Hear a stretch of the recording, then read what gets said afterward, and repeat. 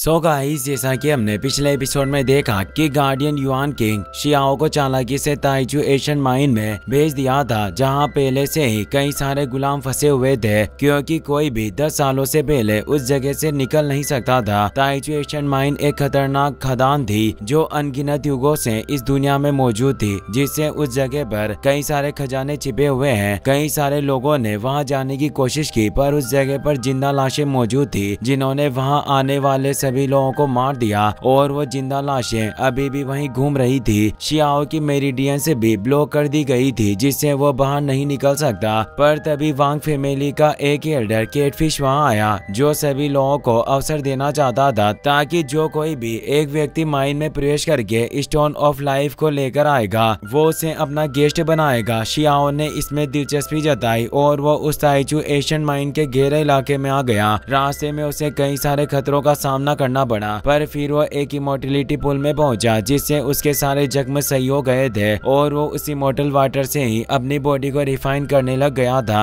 तियानशेन academy में Xiao के सभी साथी उसके न लौटने से काफी चिंतित थे, जिससे वो तियानशेन के को डिसिबल के साथ लड़ने लगे और वहां पर शी भी आ गया था, जो मून तुओ से फाइट करने लगा। पर थर्ड एल्डर ने उन्हें रोक दिया था और बताया कि सभी के लिए ताइचू एशियन माइन में जाने के रास्ते खुलने वाले हैं। ताइचू एशियन माइन का सीन दिखाया जाता है, जहां चारों तरफ तेजी थंडर स्टॉर्म क्रिएट हो रहे थे। कई सारे गुलाम वहां काम कर रहे होते हैं और वो उस खदान से खनिजों को बाहर निकाल रहे थे। इनके चलते उन्हें काफी परेशानियों का सामना करना पड़ रहा था। गहराई ज्यादा होने से उन्हें खोदने में तकलीफ हो रही थी। तभी वहां एक फ्लाइंग शिप आता है। सभी उसे देखकर हैरान हुए। यह तियानशेन एकेडमी का शिप था, जिसमें थर्ड एल्डर सभी डिसिबल को वहां लेकर आए होते हैं। वो सभी को बताते हैं कि ताइचू एशियन माइन कई सारे खतरों से भरा हुआ है, लेकिन वहां गहराई में प्राचीन शक्तियों के द्वारा छोड़े गए विरासत और अवशेष भी अनगिनत होंगे। यानी जितना रिस्क है उतना ही बड़ा प्रॉफिट भी हो सकता है। और वो एक 9 फिनिक्स फर्नेस को बाहर निकाल कर बताते हैं कि यह फिनिक्स फर्नेस भी इसी माइन से मिली थी और इस फर्नेस की मदद से 9 फिनिक्स बैरियर को भी क्रिएट किया जा सकता था। वो आगे बताते हैं कि सौभाग्य से मेरा एक डिसिबल इस खदान से बाहर आने में कामयाब हुआ था और वही इस फर्नेस को लेकर आया था। अब मैं इसी फर्नेस की मदद से आप सभी की मदद करूंगा ताकि आप सुरक्षित अंदर प्रवेश कर सके। उनके साथ वहाँ एक और एल्डर मौजूद होते हैं जो तियानशेन एकेडमी के सेकंड चीफ होते हैं। तियानशेन के को डिसिबल सोचने लगते हैं कि यह फिनिक्स फर्नेस काफी पावरफुल नजर आ रही है, पर इसे इस्तेमाल करने के बावजूद भी हमारी सुरक्षा की कोई गारंटी नहीं है। वास्तव में ताइचू एशियन माइन एक बड़े खलनायक की तरह है, पर अगर हमें वहाँ अंदर किसी प्राचीन एंटिटी की विरासत प्राप्त हुई तो हमारा भाग्य बदल जाएगा और हम काफी ऊंचाइयों पर पहुंच पाएंगे। थर्ड एल्डर आगे बताते हैं कि मैं नहीं चाहता कि आपकी जान खतरे में पड़े, इसीलिए दुर्घटना को रोकने के लिए एक समय में 5 से ज्यादा लोग इस माइन के अंदर प्रवेश नहीं करेंगे। और अब मुझे बताओ कि तुम में से कौन है जो सबसे पहले अंदर जाने की हिम्मत करना चाहता है। चांग गोंगयान, लिटिल बनी, काओ युशेन, किन हाओ चारों वही मौजूद थे, इसीलिए वो जल्दी से आगे आ जाते हैं और रेस्पेक्टफुली कहते हैं कि एल्डर हम चारों इस लीड को लेने के लिए तैयार हैं और पहले अंदर प्रवेश करेंगे। थर्ड एल्डर भी इस बात से सहमत होते हैं, पर वहाँ मौजूद यूलिंग ऐसा नहीं चाहती थी, क्योंकि वो सोचती है कि अगर वांग अभी भी जिंदा हुआ तो ये लोग उसे बचा लेंगे। इसीलिए वो खुद अब आगे आ जाती है और थर्ड एल्डर से कहती है कि जरा रुकिए, अभी तक कई सारे तियानशेन एकेडमी के डिसिबल हेवनली गॉड रियल्म में नहीं पहुंचे हैं। आखिर उन्हें पहले जोखिम में कैसे लेने दे सकते हैं, इसीलिए मैं पहले जाकर उस जगह को एक्सप्लोर करना चाहती हूँ। लिटिल बनी कहती है कि चुड़ैल, तुम इतनी दयालु बनने का ढोंग क्यों कर रही हो। पर तभी चारों डिसिबल आगे आ जाते हैं जो यूलिंग के साथ जाना चाहते थे। सेकंड चीफ को उन पांचों की पावर ज्यादा लगती है, इसीलिए वो थर्ड एल्डर से बोलते हैं कि ये स्टूडेंट मजबूत नजर आ रहे हैं, इसीलिए इन्हें अंदर भेजना और ज्यादा सुरक्षित रहेगा। थर्ड एल्डर भी इस बात को मान लेते हैं और उस फिनिक्स फर्नेस को यूलिंग को सौंप देते हैं, जिससे वो काफी खुश होती है। काओ युशेंग देखता ही रह जाता है और अब यूलिंग उस फर्नेस को अपने पास रख लेती है। उनकी 5 डिसिबल की स्पिरिचुअल पावर से वहां उनके सोल एनर्जी बॉल क्रिएट हो गई थी, जिससे उनकी कंडीशन का पता लगाया जा सकता था। और अब वो पांचों डिसिबल ताइचू एशियन माइन के अंदर चले जाते हैं। थर्ड एल्डर ने उन सोल लैंप को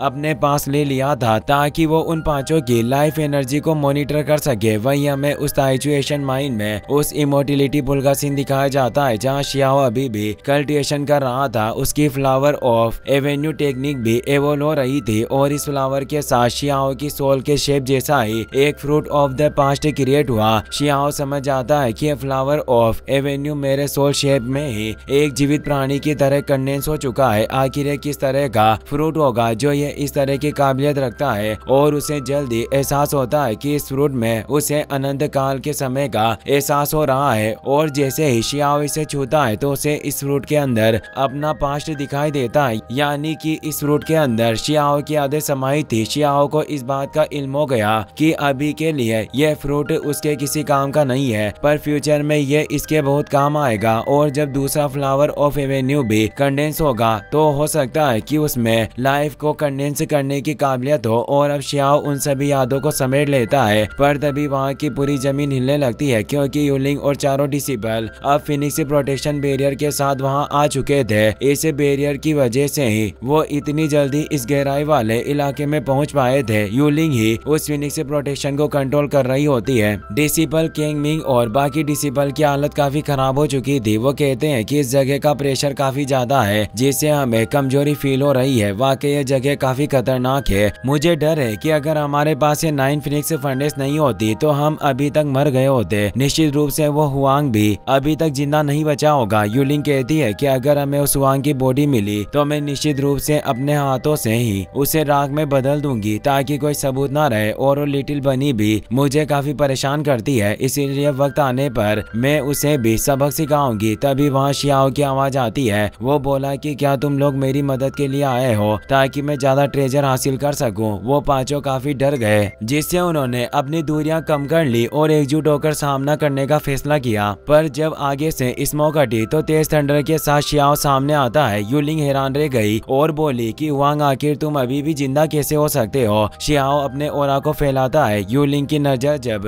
उस लॉन्गेविटी पुल पर जाती है वो गुस्से में बोलती है कि हुआंग आखिर तुम्हारे इस तरह सुप्रीम लेवल के खजाने को छूने की हिम्मत कैसे हुई। और वो अपने साथियों से कहती है कि जल्दी से इस पर अटैक करो और इसे एक मैजिक मेडिसिन में रिफाइन कर दो। शियाओ बोलता है कि मैं नहीं जानता कि आखिर मैजिक का इस्तेमाल कैसे किया जाता है। मैं देखना चाहता हूँ कि आखिर तुम्हारा मैजिक कितना कुशल है। वो पांचों अपनी पावर के साथ उस 9 फिनिक्स फर्नेस को एक्टिवेट करते हैं जिससे 9 फिनिक्स से बाहर आ जाती है जो एक साथ शियाओ पर हमला करने के लिए आगे बढ़ी। शियाओ अपने वान ली तुओ ट्रेजर को बाहर निकाल कर उससे ड्रैगन किलिन फिनिक्स और कई सारे मिथिकल क्रिएचर को बाहर निकालता है जो उन फिनिक्स पर हमला करना स्टार्ट कर देते हैं और उन्हें कच्चाई चबाकर निगल जाते हैं। इससे तेज स्पॉट हुआ और उस फिनिक्स फर्नेस में भी क्रैक उत्पन्न हो गया था जिसे अब यूलिंग अपने साथियों के साथ मिलकर मून राइनो कबीले की सीक्रेट टेक्निक को एक्टिवेट करती है जिससे एक जायंट राइनो बॉडी क्रिएट हुई जो तेजी से शियाओ पर अटैक करने के लिए बढ़ी। पर शियाओ अपनी सिर्फ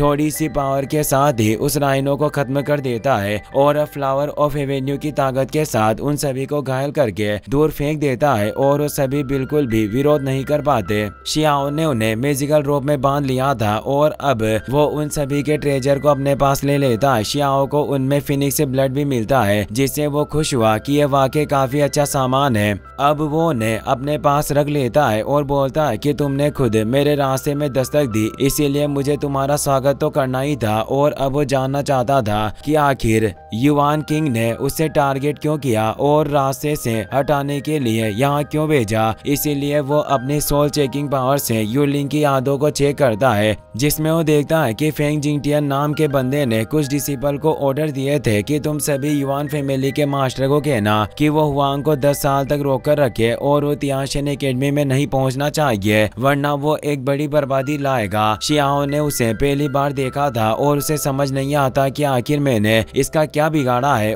और इस फिनिक्स फर्नेस के वहां आने से एक डिवाइन स्टेचू की जगह पर एक फ्लेम प्रज्वलित होने लग गई थी और वो फिनिक्स फर्नेस भी ऊपर आ गई थी। थर्ड एल्डर परेशान होते हैं कि वो डिसिपल वापस नहीं लौट पाए, पर उन पांचों की आत्माएं बुझी नहीं है, यानी वो अभी भी जिंदा है। और अब वो स्थिति का पता लगाने के लिए उस फिनिक्स फर्नेस के साथ पांचों डिसिपल को अंदर भेजते हैं। वो पांचों डिसिपल देखते हैं कि उनके साथी बंदी बंधे हुए हैं और बेहोश है, जिससे वो हैरान रह गए कि आखिर कौन है जो तियानशेन एकेडमी के डिसिपल को चोट पहुंचाने की हिम्मत कर रहा है। शियाओ सी मोटिलिटी पुल में स्नान कर रहा था। वो बोलता है कि मैं बकवास की बातें करने में काफी आलसी हूँ, मैं सिर्फ काम की बातों पर ध्यान देता हूँ। अगर तुम लोग अपनी जान बचाना चाहते हो तो अपने ट्रेजर छोड़कर यहाँ से निकल जाओ और सब कुछ ठीक हो जाएगा। तो हंसते हुए कहता है कि लड़के तुम अभी तक गॉड रियल्म में भी नहीं पहुंचे हो और इतनी बड़ी बातें करने का साहस करते हो, और अब वक्त आ गया है कि हम तुम्हें तुम्हारी औकात दिखाएं। और वो फिनिक्स फर्नेस को एक्टिवेट करके शियाओ पर अटैक करते हैं, पर शियाओ एक नजर में ही उन्हें दूर कर देता है, जिससे थर्ड एल्डर को भी पता चलता है कि उन पर हमला हुआ है और वो पांचों डिसेबल भी बेहोश हो गए। शियाओ ने उन्हें भी बंदी बना लिया था और अब वो एक और डिसेबल की यादों को भी चेक करता है, जिसमें भी उसी फेंग जिंगटियन की यादें थी, और अब